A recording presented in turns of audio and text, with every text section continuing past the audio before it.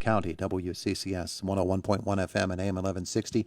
Nice morning out there. AccuWeather telling us today partly cloudy and a high temperature of 83 degrees today. And in Indiana right now, our temperature is up to 64. Indiana County 911.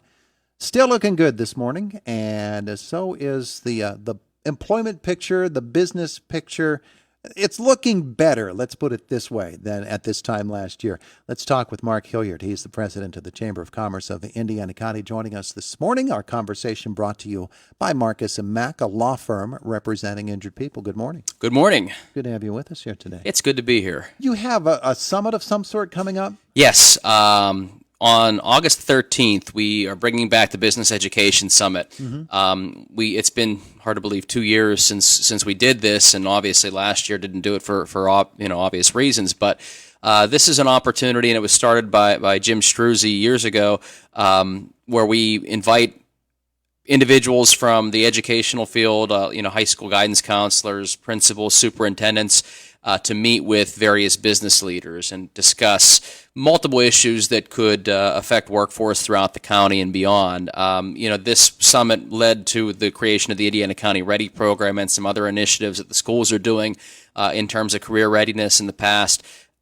Now it's going to be really interesting to get them together, and we felt that the timing was absolutely right. Last year at this time, the folks in the educational field, they were more concerned with, are we going to be able to open up, and how's my classroom going to look? What restrictions do I have to follow? Things like that. So we really didn't feel like workforce, even though it was important, was going to be near the top of their list to talk about in August of 2020.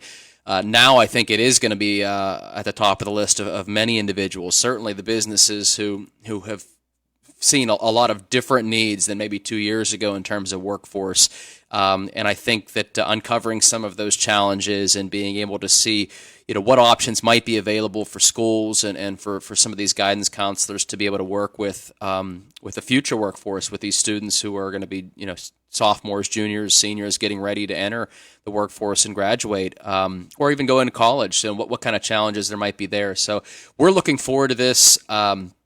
And we want to extend the invitation out there. I've reached out to folks who have attended it in the past, but a lot has changed over the past 2 years. So if you are somebody where your business has workforce needs, it's probably a loaded request right there, because I don't know a whole lot that don't. But if you're somebody who would like to maybe express some ideas or some challenges to a lot of these folks who are looking to create some new initiatives or find solutions for the workforce issues in Indiana County, give us a call at the Chamber office. We'll try to get you on that list. We have some limited space, but it's usually a very, very good discussion. And like I said in the past, it has led to a lot of things being created. So we are excited about this, but kind of anxious to see what is uncovered at this meeting. Yeah, the approach now to employment as opposed to 2 years ago is entirely different. Now, the need for bodies is so great that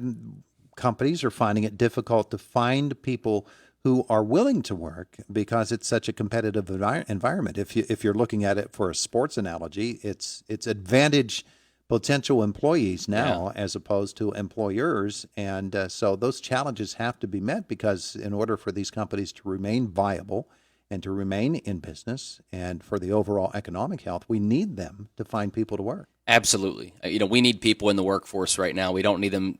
It doesn't help the economy by them staying at home, even though I know that, there are reasons that people do need to stay at home these days, but we need to find ways to get them back in the workforce immediately. That helps the economy out.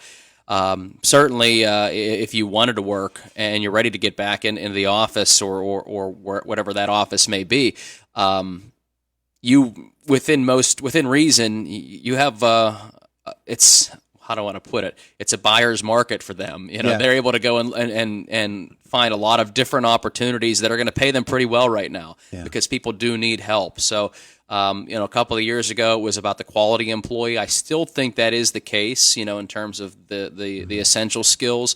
I still think there is a need for that, especially in some of those non-entry level positions. However, I think that there are still some things that the schools can do to get students a little bit better prepared to get into the workforce a little bit sooner. I also think there might be some opportunities through internships or job shadowing that may be able to create some of those opportunities sooner for students as well. And those are some other challenges we'll have to take a look at. But I think there are definitely things that we can do for kids under 18 who are looking at what they're going to be doing after graduation to get them better ready to help fill some of these needs that we have out there. So the when's and where, again, is? So it is going to be Friday, August the 13th at the KCAC, and I believe we're going to be starting it at 9 o'clock in the morning. So we will be serving kind of a continental breakfast there for individuals who attended as well. But like I said, space is limited. So we've reached out to those in the educational community and have already gotten a whole lot of RSVPs back. So it's filling up very quickly. We did reach out to a lot of the CEOs, HR directors throughout the community, but if you're a business that has not been contacted yet or hasn't seen the emails or Facebook posts, please give us a call at the Chamber office. You don't have to be a Chamber member. This is open to everybody. It's just if you're a business that has a workforce need, give us a call. We'd be happy to have you there. How do you format the event? Panel discussions? So it's an open discussion. We do have an agenda that we are putting together right now, and we're using our Workforce Development Committee at the Chamber to help work with some of the school districts and some of the employers to find some of the main topics to cover.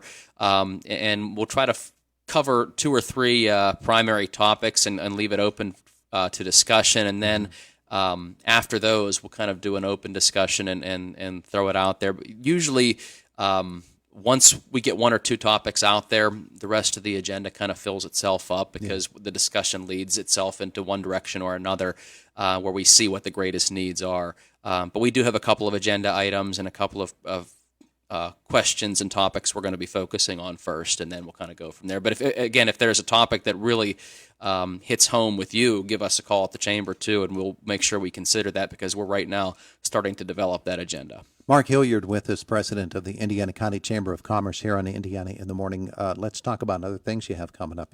Eggs and Issues is coming up again, right? Yeah, and that's coming up next month as well, and that's going to be August the 26th at the KCAC. I believe it starts around 8 in the morning, and that's your opportunity to be able to ask questions of some of the state legislators that represent Indiana County. It's going to be neat this year, I guess if neat is the right word, but because we have some new faces that are going to be there that have not been there in the past. Certainly we'll have Senator Pittman and Representative Struzzi as a part of that, but we have other representatives now that were not here last year in their roles. So they're going to be representing Indiana County, and it's your opportunity to have some breakfast, be able to sit down in person and ask questions of some of these individuals that it may impact you or may impact the county. You can also ask questions in advance. We always put that feeler out there in case people would like to ask some questions. We're going to try to stream it live as we had done last year as well. But this is really a good event to be able to attend in person because it's not a whole lot of opportunities you get where you're able to go and have breakfast and have a whole panel of state legislators that represent you where you can sit there and ask them a question directly. So I think it's a neat event. We're lucky to be able to hold it last year, so we've been doing it year after year for a number of years. But this is a good opportunity. And again, Thursday, August the 26th at the KCAC at 8 a.m., and tickets are available. They're limited, but call the Chamber office, and we'll be looking forward. And if you have a question that you'd like to ask in advance, we're going to be putting that out there soon, but it's questions@indianacountychamber.com. You can email it to us, and we'll get those questions put together and ask them that night of the event. Indiana County's Chamber and government as a whole, state government, even federal government, county government, it's always been a pretty good, solid working relationship. It has to be now, doesn't it? Yeah. Since I've came into the role, we've had a really good relationship with county, state, and even federal government. We have consistent meetings, or whether it's not face-to-face, we meet regularly with the, whether it's the commissioners or with our state legislators and representatives from, Congressman Thompson's office, also with some of the senator's office. So we met with one of the representatives from Senator Toomey's office a couple of weeks ago. So, we have consistent meetings, and we have a government relations committee that meets regularly as well from the Chamber that discusses a lot of these issues. They're the ones who help put on the Eggs and Issues event as well as the Candidates Night in the fall. But we're, there are a lot of issues that really affect the county and affect local businesses. And some of those can be addressed at the federal level, the state level, or the county level. And We have to have a good relationship with all those individuals on both sides of the aisle, no matter which side you fall on. There are issues that we have to take a look at that impact businesses throughout our county.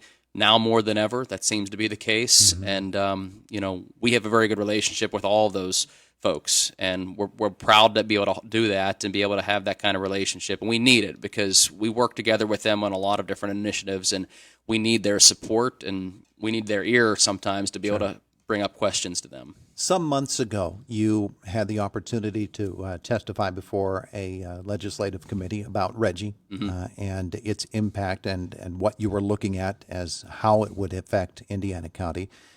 Pennsylvania government took a new step last week, a major step toward enacting Reggie, and of course our local lawmakers pledged to continue to fight against it. Just your reaction to what happened last week and where this fight stands in terms of the way that you look at it from a chamber perspective.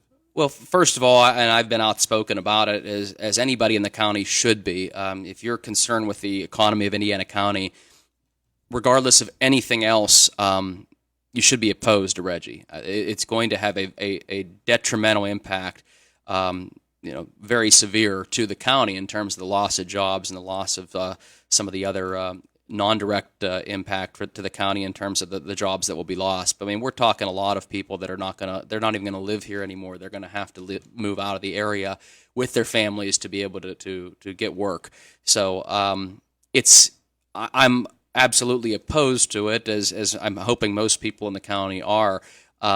I wasn't surprised by what happened last week. I think that the fight is still going on. I'm hoping that the House is able to take similar action to what the Senate took recently and maybe enact legislation that will make this illegal. I don't know how that's going to go, but we're certainly hoping that this kind of thing, if something like this does pass, it should absolutely go through the legislature. The fact that it's kind of bypassing every single opportunity to have the people who we elect to represent us be able to answer and be for this type of legislation. It's amazing that it's just been going. The governor has found a way around every single avenue to be able to have our legislature have a say in this. And so I wasn't surprised by last week. I was disappointed in it, but I'm hoping that we'll be able to find a way to make this happen. I think that I don't want to go too long with this because I could talk a lot longer, but all those who are opposed to it, we're not saying that something doesn't need to be done to help the environment. And I think there are multiple things that could be done. We just have to make sure that, number one, if we enact something like this, what is the impact overall with the environment going to be? Because there are far too many studies that say it's going to be negligible in terms of what impact it's going to make. But I've yet to see anything that can show me that it's not going to have a negative impact economically on our region. It's just there's nothing that can be said, no study that they can show me that is going to say that it's not going to impact, because it's just going to be terrible. So if I'm hoping that the fight still is going on. I know that our legislatures are going to keep fighting it. I'm not sure how it's going to end up. I think if we knew that, probably wouldn't be in the roles that we're in, but we'll see. Fingers crossed. But I wasn't surprised, just disappointed. Going to end up in a court somewhere. Yes, yeah. I just hope it's not too late by that point in time. He's Mark Hilliard, Chamber of Commerce President. Thanks for being with us. Thanks. It's the voice of Indiana County, WCCS 101.1 FM and AM 1160.